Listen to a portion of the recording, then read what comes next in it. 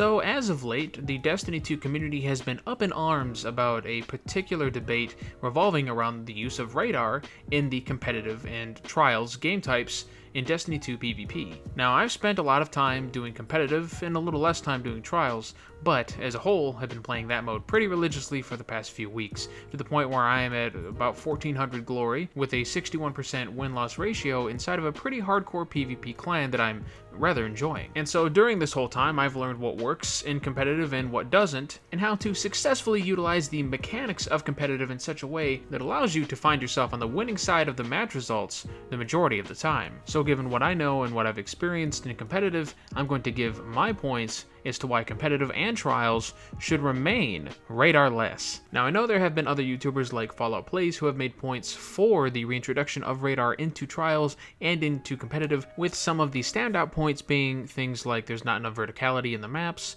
that there aren't enough audio cues to rely on, henceforth why you would need the radar, and that there's too much RNG introduced by not having a radar, because I guess even though if you have enough map awareness, you could still turn around a corner and then, oh, there's their whole team. If only I had a radar so I could have seen that coming. So let's go through these points one by one and just completely demolish them.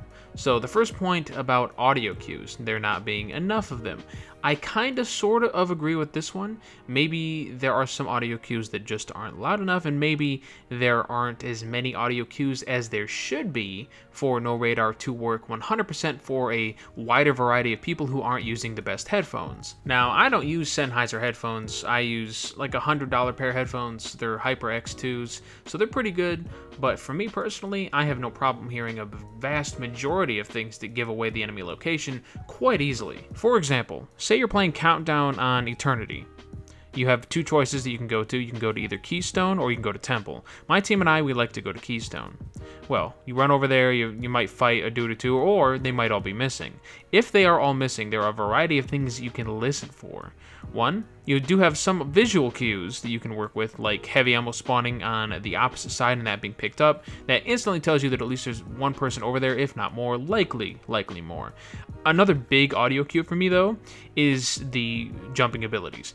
Every single jumping ability, the Warlock Glide, the Hunter Double Jump, Blink, the Titan Swoosh, all of that you can hear. All of it. Every single one from around halfway across the map if you really listen. What are some other things that you can reliably hear from a good distance? All of the class abilities. You can hear all of the grenades. You can easily hear all of the supers, even all of the roaming supers, no matter what the activation is. If it's a Hunter super or a Warlock super, they can be heard pretty easily. You can hear even footsteps if somebody is sprinting towards you from around 10 feet away. That's not ideal. It honestly could be a little extended out further, maybe a little bit louder, but for me, I have my sound effects volume maxed out with everything else turned down so that it is easier, you know? But you can't entirely rely on audio-visual cues to know exactly where the enemy is. That's a crutch, and that's what the radar is, in my opinion. Sure, it's fun for quick play, it's fun for casual stuff, but it ultimately degrades and trivializes what could be an exciting 1v1 fight, or even 2v2 or 3v3 or 1v3, or, you know, really anything. Any engagement is inherently more exciting because there's surprise involved, because there is that small element of the unknown, whereas some people like Fallout Plays would call it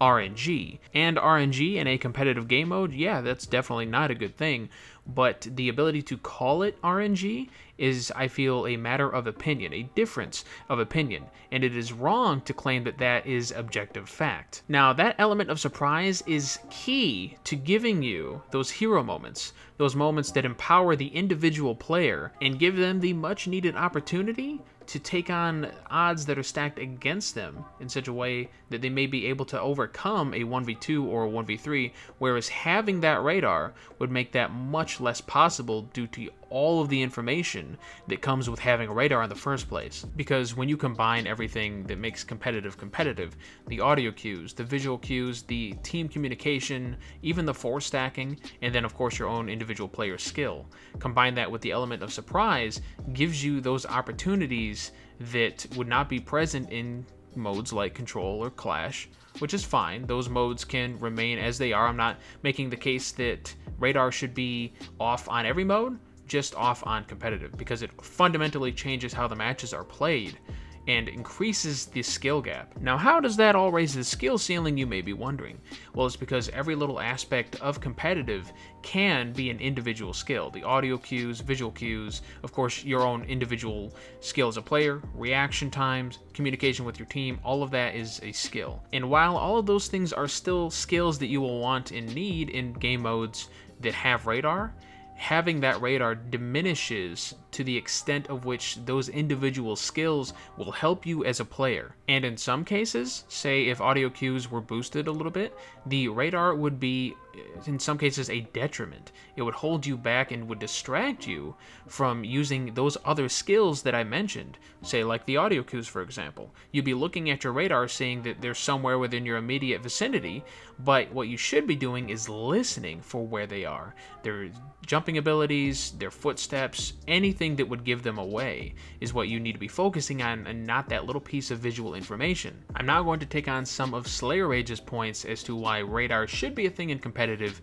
because I feel that they are a little misguided and not lacking enough nuance. I think there is something to say about his point about there not being enough vertical maps or enough maps that allow you to break line of sight a little easier, so I do kind of agree with him there that future maps could be designed a little bit better in such a way that helps facilitate competitive gameplay without that radar. I also agree that audio cues aren't quite strong enough. I am fortunate that I have the headset that I have and that my sound settings are calibrated in such a way that it makes hearing those things a little easier.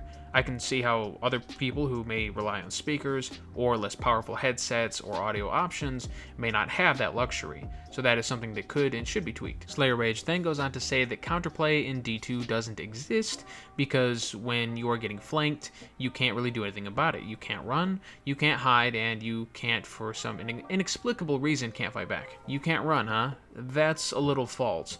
Many times I've had the entire enemy team flank our team from circling around the map, only for me to flank them, and then we just compile onto them and win that engagement. But the key to making that work is team communication, because every time I do that, every time I sneak up on a team that's flanking my team, I'll make sure to let them guys know that, hey guys, push up, engage, be aggressive. I'm also doing the same thing from my side. And if they turn to focus me, they will suffer losses from my other team, and vice versa. If radar was enabled, communication wouldn't even need to be much of a thing, because the enemy team could just turn around after seeing me coming via the radar, pick me off real quick, and then continue to engage my team, who is now down one person. You can't hide, huh? I mean, it depends on what you mean by hide. You can crouch around a corner, and there's a good chance that when somebody runs past that they won't see you unless they're actively looking for you, or if they actively know that you're there thanks to an audio cue.